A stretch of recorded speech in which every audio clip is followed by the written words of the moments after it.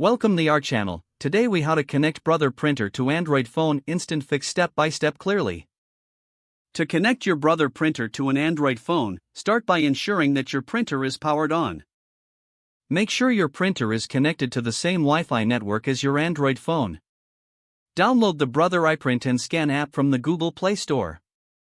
Once the app is installed, open it on your Android device. Grant the app any necessary permissions to access your device's features. The app will automatically search for available Brother printers.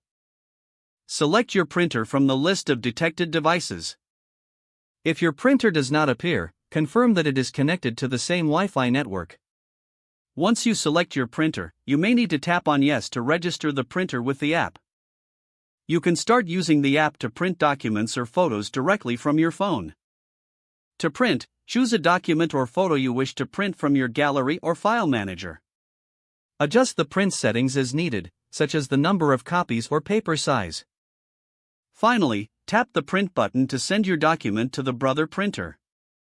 Check the printer for your printed document.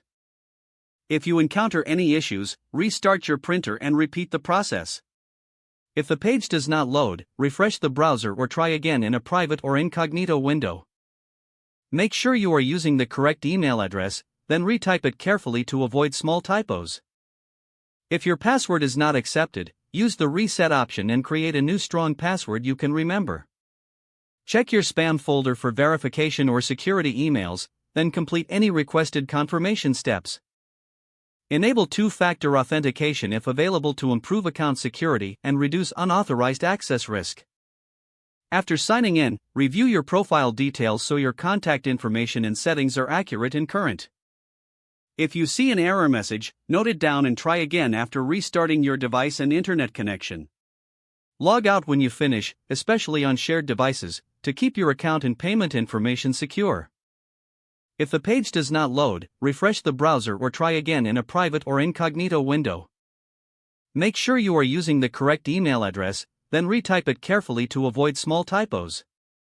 If your password is not accepted, use the reset option and create a new strong password you can remember. Check your spam folder for verification or security emails, then complete any requested confirmation steps. Enable two-factor authentication if available to improve account security and reduce unauthorized. Don't forget to like this video and subscribe to our channel for more step-by-step tech guides.